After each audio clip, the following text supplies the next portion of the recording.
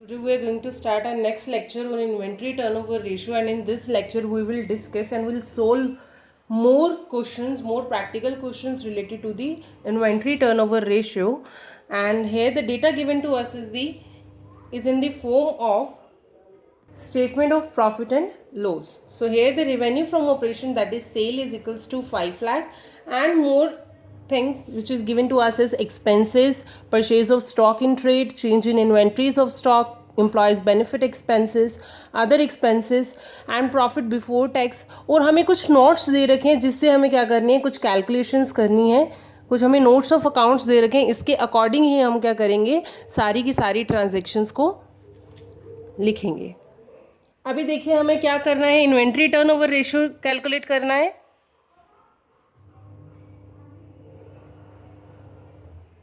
For calculating the inventory turnover ratio, we want cost of goods sold divided by average inventory. And to calculate the cost of goods sold, we want opening inventory. So here in this question, it is given to us that the purchase of stock in trade is 2,50,000. तो 2,50,000 तो हम वो purchase of stock in trade लिखेंगे.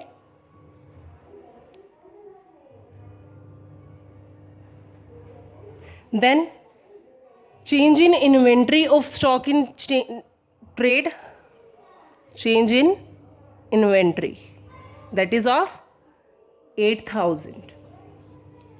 अब इसके बाद जो है हमारा वो क्या है, एम्प्लॉय बेनिफिट एक्सपेंसेस.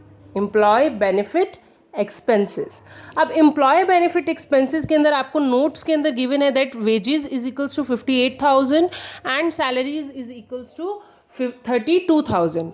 आपको ये चीज़ गिवन है कि 32,000 की आपकी सैलरीज हैं और वेजेस इज इक्वल्स टू 58,000. और आपने अपने +1 क्लास के अंदर हमने ये चीज़ पढ़ी थी कि हमारे जो फाइनल अकाउंट्स होते हैं उनके अंदर सिर्फ वेजेस जो हैं that is only related to the direct expenses and the salaries are related to the indirect expenses. And when we calculate the cost of goods sold we include only the direct expenses. तो wages are our direct expenses, तो सिर्फ wages ही लिए जाएंगे. उसके बाद आपको क्या दे रखा है, अदर एक्सपेंसेस. अब अदर एक्सपेंसेस का भी आपको नोट्स के अंदर गिवन है कि अदर एक्सपेंसेस में क्या क्या आइटम्स इंक्लूड हैं, carriage inward, carriage outward and miscellaneous expenses. And we know that carriage outward and miscellaneous expenses जो है वो हमारा नेट प्रॉफिट कैलकुलेट करने में हम क्या करते थे, इंक्लूड करते थे. ग्रॉस प्रॉफिट के अंदर हम सिर्फ क्या करते थे, कैरेज इनवर्ड ही लेते थे. तो कैरेज इनवर्ड जो है सिर्फ वो ही आपका क्या है, डायरेक्ट एक्सपेंस है. बाकी आपके कैरेज आउटवर्ड और miscellaneous expenses is indirect expenses. तो इनडायरेक्ट एक्सपेंसेस हम अपने कॉस्ट ऑफ गुड्स सोल्ड के अंदर इंक्लूड नहीं करेंगे. तो यहाँ पर हम सिर्फ क्या लिखेंगे, carriage inward. So total amount of cost of goods sold is 2,50,000 minus 8,000, क्योंकि ये माइनस का है 8,000 यहाँ पर, change in inventory of stock in trade, plus wages. Wages कितने हैं हमारे, 58,000. फिर उसके बाद क्या है, carriage inward. Carriage inward is 20,000. So here the amount of cost of goods sold is 3,20,000. Now we have to calculate the average inventory, and the formula to calculate the average inventory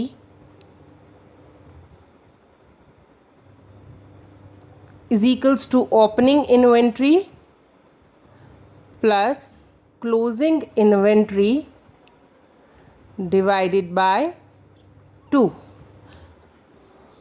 And here in the notes of accounts it is given to us that the opening inventory is equals to 60,000 and closing inventory is equals to 68,000. So the opening inventory is 60,000 and closing inventory is 68,000 divided by 2. तो इसका जो हमारा total answer आ रहा है वो कितना आएगा, 64,000. Now to calculate the inventory turnover ratio, inventory turnover ratio, we want cost of goods sold divided by average inventory. तो cost of goods sold हमारा कितना था, 3,20,000 divided by 64,000. तो इसका टोटल कितना हुआ हमारा 5 टाइम्स. तो ये तो हमारा आया inventory turnover ratio. Now we have to calculate the average age of inventory. Average age of inventory. And to calculate the average age of inventory, तो हमें उसको कैलकुलेट करने के लिए हमें क्या चाहिए, days in year divided by inventory turnover ratio. Days in year divided by inventory turnover ratio. अब हमारे डेज ईयर के अंदर डेज कितने होते हैं, 365 divided by inventory turnover ratio कितना है, 5 टाइम्स. तो divided by 5. So the value is 73 days. तो average age of the inventory क्या है, 73 days. Clear?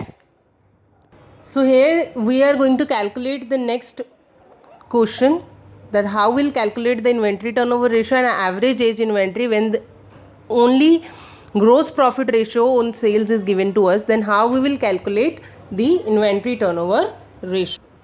So for inventory turnover ratio,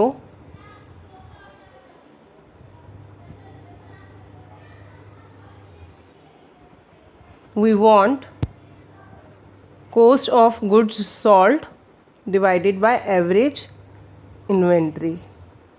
अब cost of goods sold निकालने के लिए हम क्या करेंगे, हमारे पास क्या क्या गिवन है, रेवेन्यू फ्रॉम सेल्स गिवन है हमारे पास, और हमारे पास ग्रोस प्रॉफिट गिवन है.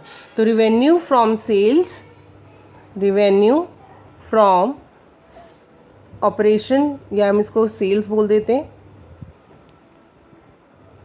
Minus gross profit. अगर लॉस होता तो हम उसे क्या करते, ऐड करते, है ना. तो अब रेवेन्यू फ्रॉम ऑपरेशन हमारा कितना है, 3,20,000. और उन्होंने क्या बोला हुआ है हमें, ग्रोस प्रॉफिट जो है उसका रेशियो दे रखा है 25%. तो हमें उसका क्या करना है, किसका रेशियो दे रखा है, ऑन सेल्स. सेल्स का 25% क्या है, हमारा ग्रोस प्रॉफिट है. तो मतलब कि 3,20,000 का 25%, 3,20,000 का 25%.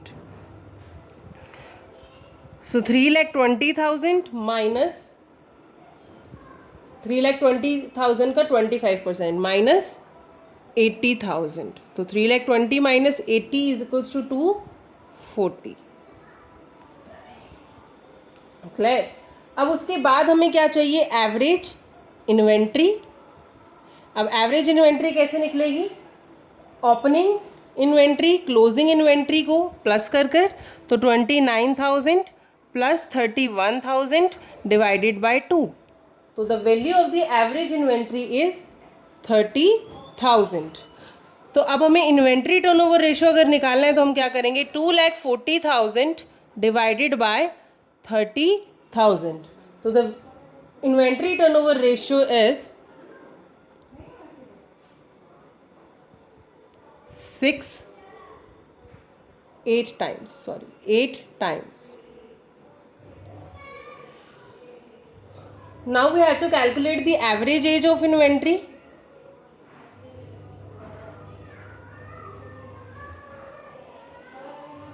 Average age of inventory निकालने के लिए the formula is days in the year and inventory turnover ratio. Days in year and divided by inventory turnover ratio. So the days in the year is 365 and inventory turnover ratio is 8 times. So the value is 46 days. तो average age of inventory कितना है, 46 days. This is how we calculate the inventory turnover ratio and average age of inventory by the given data.